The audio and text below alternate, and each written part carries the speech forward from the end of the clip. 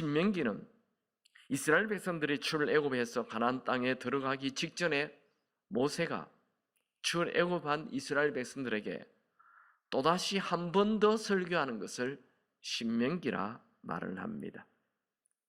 한자로는 이 신자를 되풀이 신자를 써요. 다시 한 번 더 명령한 것이다.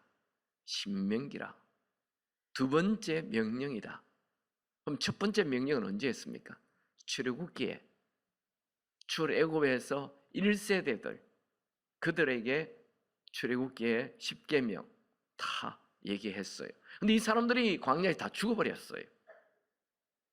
지금 모세가 얘기하고 있는 신명기를 얘기하고 있는 이 사람들은 출애굽 2세대들이에요. 그러니까 1세대들에게 했던 얘기를 몰라요. 말로 듣고 있는 거죠. 그래서 모세가 다시 한 번 더 10계명을 중심으로 한 율법을 얘기하는 것이 신명기가 되는 것입니다. 신명기 1장에서 5장은 모세가 과거를 회상하면서 10계명을 지켜라 얘기하고 6장 오늘 말씀 이제 같이 보겠습니다. 4절 5절 다 같이 읽을까요? 이스라엘아 들어라 우리 하나님 여호와는 오직 유일한 여호와시니 너는 마음을 다하고 뜻을 다하고 힘을 다하여 내 하나님 여호와를 사랑하라. 모세는 하나님이 주신 율법을 지킬 수 있는 방법을 가르쳐 주십니다. 그것은 바로 하나님을 사랑하는 것입니다. 율법을 의무로 지키는 것이 아니라 하나님을 사랑하면 율법을 지키게 된다는 거지요. 이 신명기 6장 4절 5절은 신명기의 핵심 구절이고 성경 전체의 가장 중요한 계명입니다. 4절에 이스라엘아 들으라. 이 들으라는 말은 히브리 말로 쇠마입니다. 그래서 이스라엘 사람들은 신명기 6장 4절 5절을 쇠마라고 부릅니다. 이 말씀이 얼마나 중요한지 이 말씀을 마음판에 새기고 자녀에게 부지런히 가르치고 어디에나 이 말씀을 가르치고 보도고 읽고 하라 명령했습니다. 명령은 권면이 아닙니다. 충고가 아닙니다. 반드시 지켜야 하는 것이죠. 6절에서 9절 같이 있습니다. 오늘 내가 너에게 명하는 이 말씀을 너는 마음에 새기고 내 자녀에게 부지런히 가르치며 집에 앉아 있을 때든지 길을 갈 때든지 누워 있을 때든지 일어날 때든지 이 말씀을 강론할 것이며 너는 또 그것을 내 손목에 메어 기호를 삼으며 내 미간에 붙여 표를 삼고 또 내 집 문설주와 바깥 문에 기록할지니라. 여러분들은 자녀에게 틈만 나면 뭘 얘기합니까? 공부해라 하십니까? 틈만 나면 뭘 얘기합니까? 게임하지 마라 얘기합니까? 여러분의 자녀에게 틈만 나면 해야 할 말이 하나님을 사랑하라 이 말입니다. 여러분의 아들, 딸이 이제 대학으로 멀리 떠나면 뭘 얘기합니까? 차 조심해라 합니까? 하나님을 사랑해라. 여러분의 아들, 딸이 군대를 가면 뭐라고 얘기합니까? 몸 조심해라 합니까? 하나님을 사랑하라 말하시기 바랍니다. 여러분의 남편이 해외로 출장 갑니까? 뭘 얘기합니까? 선물 사오라 하지 마시고 하나님을 사랑하라 얘기하시기 바랍니다. 틈만 나면 하나님을 사랑하라. 이스라엘 사람들은 힘을 다하는 것을 돈으로도 표현을 합니다. 예수님은 이 구절을 이렇게 말씀하셨어요. 마태복음 22장 37절 38절 중요한 말씀이니 같이 읽을까요? 예수께서 이르시되 내 마음을 다하고 목숨을 다하고 뜻을 다하여 주 너의 하나님을 사랑하라 하셨으니 이것이 크고 첫째 되는 계명이요. 다시 말하면 마음, 목숨, 뜻을 다하는 것은 내 전 인격, 내 전 생명을 다해 하나님을 사랑하는 것입니다. 이게 사랑하라라는 말 히브리 말로 우리 이 히브리 말 하나 알면 좋겠어요. 아하브입니다. 아하브. 그 이스라엘 사람들 그 비누 되게 유명하죠. 그게 아하브 비누, 되게 비쌉니다. 하나님을 사랑하라가 아하브입니다. 이 아하브는 어디에 사용했느냐 하면, 옛날 이렇게 전쟁을 하면 전쟁을 이긴 나라와 또 패배한 나라 있잖아요. 이 패배한 나라가 이긴 나라에게 잘하는 것을 아하브라고 표현을 했어. 그러니까 이 사랑은, 우리가 생각할 때는 사랑은 감정이라고 생각하잖아요. 그게 아니고 행동이 따르는 감정을 얘기하는 거예요. 충성스러운 행동이 따르는 것, 그걸 아하브라고 해요. 우리 인생의 가장 중요한 것은 무엇입니까? 우리가 늘 생각해야 할 것이 무엇입니까? 여러분, 눈만 뜨면 생각해야 하는 게 뭐죠? 의외로 예수를 믿는다 해도 늘 돈입니다.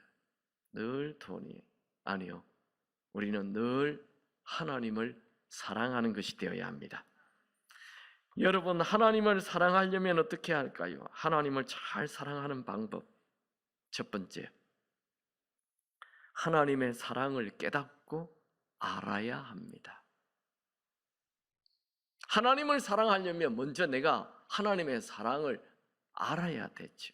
하나님의 사랑을 경험해야 돼요. 체험해야 돼요. 여러분, 우리는 어쩌다가 우연히 존재하게 태어난 존재가 아닙니다. 하나님은 내가 태어나기 전에 엄마 뱃속에 있을 때에 이미 나를 계획하셨고 나를 향한 목적을 결정하였습니다.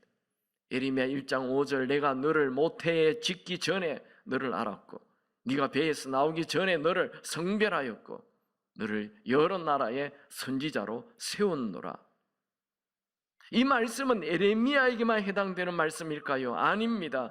모든 사람들에게 다 해당하는 말입니다. 에베소서 1장 4절, 곧 창세전에 그리스도 안에서 우리를 택하사 우리로 사랑 안에서 그 앞에 거룩하고 흠이 없게 하시려고. 여러분, 우리는 우리가 태어나기 전에 하나님에게 계획되고 택함받은 자라는 것입니다. 그러면 우리는 왜 태어났습니까? 에베소서 2장 10절, 우리는 그가 만드신 바라 그리스도 예수 안에서 선한 일을 위하여 지으심을 받았나니. 우리는 예수 안에서 선한 일을 하기 위해 지음 받았습니다. 태어났습니다. 여러분, 우리가 이 땅에 태어남 자체가 하나님의 사랑이고 지금 살아 존재하는 것도 하나님의 사랑입니다. 사도행전 17장 28절, 우리가 그를 힘입어 살며 기동하며 존재하느니라. 여러분, 모세가 이스라엘 백성들에게 마음을 다하고 뜻을 다하여 힘을 다하여 하나님을 사랑하라 하신 이 말씀은 창세기 1장 1절에 기록한 게 아닙니다. 모세가 기록한 창세기, 출애굽기, 레위기, 민수기, 신명기에 기록한 말씀입니다. 무슨 얘기입니까? 하나님을 알지도 못하는데, 하나님을 경험도 하지 않았는데 무조건 하나님을 사랑하라 말한 것 아닙니다. 너희가 출애굽한 것 전적인 하나님의 사랑이었지 않느냐?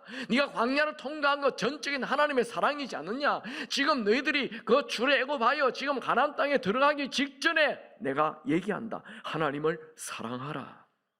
그렇게 말하는 거지. 그들은 하나님의 은혜로 40년 거친 광야길을 통과한 자들입니다.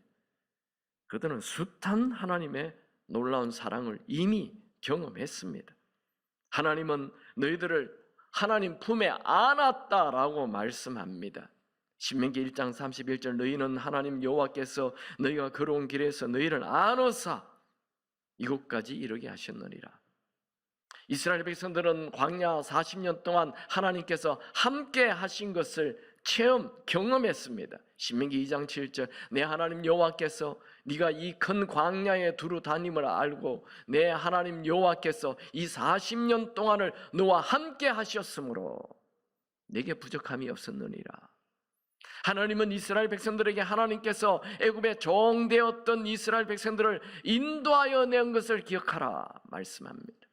이스라엘 백성들이 출애굽하여 40년 거친 광야길을 지나 지금 가나안 입구에 서 있는 것은 전폭적인 하나님의 사랑 때문이었습니다. 그들의 실력이나 그들의 군사력이나 그들의 능력 때문이 아닙니다.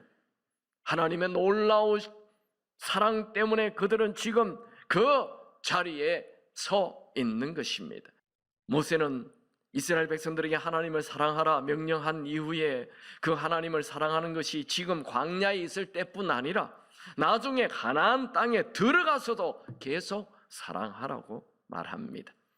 10절에서 13절 다 같이 읽죠.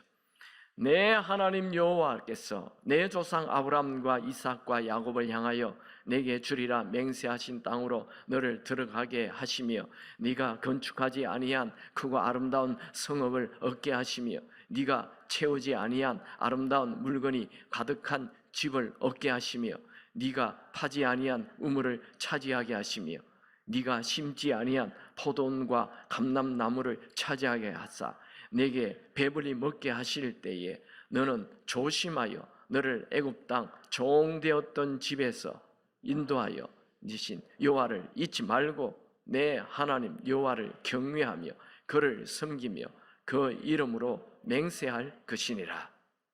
여러분, 우리가 광야에 있을 때 하나님을 붙잡고 하나님 가까이 있고 하나님을 사랑하는 거 너무 쉬워요. 힘든 때 하나님 붙잡아야죠. 당연하죠. 광야에 있을 때 먹을 것도 없는데 하나님 붙잡는 거 당연합니다. 하나님 사랑한다고 얘기하는 거 당연합니다. 그런데 젖과 꿀이 흐르는 풍요의 땅 가나안 땅에 가면 하나님을 잊어버린다는 거예요. 하나님을 버려버린다는 거예요. 하나님과 멀어진다는 거예요. 교만해집니다. 광야에 있을 때 잘 들리던 하나님의 말씀이 풍요의 땅 가나안 땅에 들어가면 하나님의 말씀이 들리지 않습니다. 들리는 게 귀찮습니다. 여러분, 풍요로울 때 조심해야 됩니다. 모든 일이 잘 될 때 조심해야 합니다. 풍요로울 때 위험해집니다. 지금 광야에 있습니까? 하나님을 사랑하십시오. 지금 가나안 땅에 있습니까? 하나님을 더 사랑하십시오. 더 겸손하십시오. 더 말씀이 들리기 바랍니다. 여러분, 하나님은 우리가 우리의 주인이신 예수님과 날마다 매 순간마다 교제하길 원하십니다. 여러분, 하나님이 왜 사람을 만드셨죠? 하나님은 사람을 만드시고 교제하고 사랑을 나누기 원하셔서 만드신 것입니다. 하나님께서 우리에게 원하시는 것이 무엇일까요? 세상 성공 아닙니다. 호세아 6장 6절 나는 인애를 원하고 제사를 원하지 아니하며 번제보다 하나님을 아는 것을 원하노라. 이게 인애가 변함없는 사랑을 말합니다. 여러분, 하나님은 우리가 놀라운 업적을 이루는 것보다도 위대한 인물 되는 것보다도 성공하는 사람이 되는 것보다도 하나님과 더 많은 시간 교제하고 사랑을 나누길 원하십니다. 여러분, 인생이 지극히 짧다는 것을 기억하십시오. 이 땅의 삶은 곧 끝납니다. 성경 곳곳에 이 세상은 잠깐이라고 말합니다. 고린도후서 4장 18절 우리가 주목하는 것은 보이는 것이 아니요 보이지 않는 것이니 보이는 것은 잠깐이요 보이지 않는 것은 영원함이라. 여러분, 이 세상에 너무 애착 가지지 마십시오. 이 땅의 삶에서 영원히 남는 것은 하나님을 사랑하는 것뿐입니다.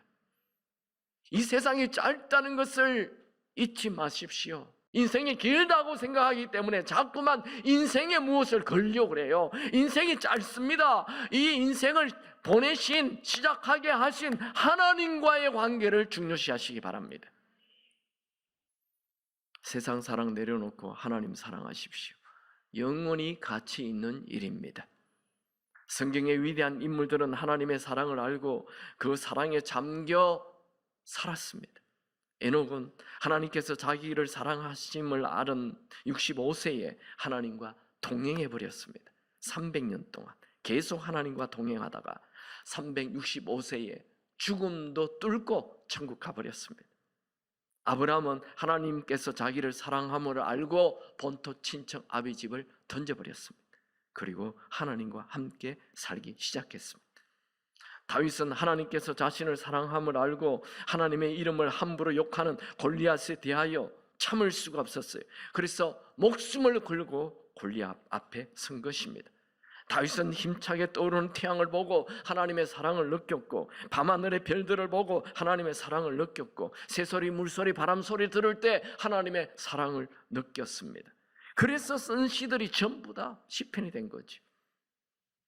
다윗은 그 하나님의 사랑이 너무 좋아서 자기가 왕으로 있는 것보다도 하나님 전에서 하나님을 사모하는 것이 더 낫겠다고 얘기하죠. 그는 다윗은 왕이 되어서 무슨 재미로 삼았습니까? 그가 인생 산 삶의 최고의 재미가 뭐였습니까? 성전을 지을 때 필요한 금, 은, 나무, 좋은 나무 모으는 것이 그의 인생의 삶의 재미였습니다. 여러분, 하나님이 왜 다윗을 너는 내 마음에 속든다, 너는 내 마음에 합당하다, 그런 말씀을 했을까요? 시편 27편 4절, 내가 여호와께 바라는 한 가지 일, 그것을 구하리니 곧 내가 내 평생에 여호와의 집에 살면서 여호와의 아름다움을 바라보며 그의 성전에서 사모하는 그것이니라. 여러분, 눈에 보이는 세상 사랑을 인생 목표로 삼지 마시고 하나님 사랑을 인생 목표로 삼으시기 바랍니다. 세상 사랑은 인생 낭비입니다. 요한일서 2장 16절, 이는 세상에 있는 모든 것이 육신의 정욕과 안목의 정욕과 이생의 자랑이니 다 아버지께로부터 온 것이 아니요 세상으로부터 온 것이니라. 진짜 인생을 잘 사는 자는 나를 이 땅에 보내신 하나님, 나에게 특별한 은사를 주신 하나님, 오늘도 나를 호흡하게 하시는 하나님, 그 하나님을 사랑하며 사는 것입니다. 여러분, 하나님을 사랑하는 것을 삶의 제일 중요한 목표로 삼으시기 바랍니다. 하나님을 사랑하는 것보다 더 중요한 것은 없습니다. 하나님이 기뻐하지 않는 것이라면 다 스탑하십시오. 하나님을 사랑하는 데 방해가 되는 일이라면 멈추십시오. 여러분이 하는 일이 하나님을 더 사랑하게 한다면 계속하십시오. 특별히 모든 일이 잘 될 때 하나님을 계속 더 사랑하시길 축원합니다. 세 번째, 하나님을 사랑하려면 하나님의 질투를 알아야 합니다. 하나님이 우리를 얼마나 사랑하시는지 우리가 세상 사랑에 빠질 때 질투하십니다. 신명기 6장 14절 15절 같이 읽습니다. 너희는 다른 신들 곧 내 사면에 있는 백성의 신들을 따르지 말라. 너희 중에 계신 너희의 하나님 여호와는 질투하시는 하나님이신즉 너희의 하나님 여호와께서 내게 진노하사 너를 지면에서 멸절하실까 두려워하노라. 하나님은 이스라엘 백성들이 가나안 땅의 그 바알신, 즉 풍요의 신입니다.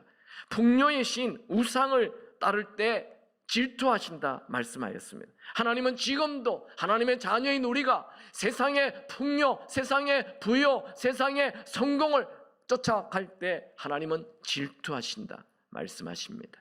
온 우주를 창조하신 그 놀라운 위대하신 하나님이 피조물인 우리가 이 세상을 사랑할 때 질투하신다는 말이 되지 않습니다.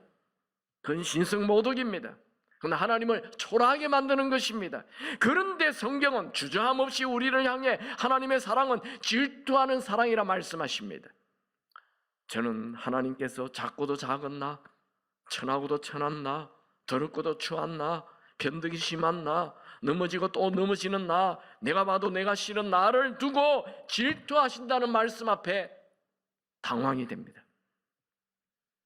여기 질투라는 단어는 히브리어로 카나라는 단어인데 이 말은 질투도 되지만 열정으로도 번역이 됩니다. 우리를 향한 하나님의 사랑은 열정입니다. 변치 않습니다. 멈추지 않습니다.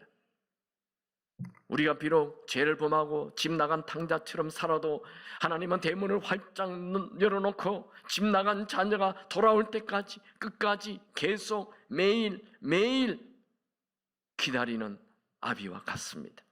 혹시 그 아버지가 탕자를 버릴 수 있다 하여도 하나님은 결코 우리를 버리거나 포기하시지 않습니다. 이런 열정적인 하나님의 사랑, 이런 변함없는 하나님의 사랑을 믿는 사람은 비록 자기가 좀 부족해도, 자기가 좀 실수를 해도 또다시 하나님에게로 돌아올 수 있게 되는 것입니다. 우리를 향한 하나님의 사랑을 의심하는 자는 하나님 곁에 다가가기를 주저합니다. 여러분, 여러분을 향한 하나님의 사랑을 의심하지 마십시오.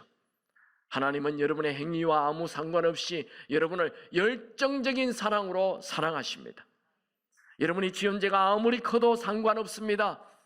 하나님은 여러분의 있는 모습 그대로를 사랑하십니다. 그 냄새나는 그 모습대로 사랑하십니다. 그럼 인생에 제일 가치 있는 일이 하나님을 사랑하는 것입니다.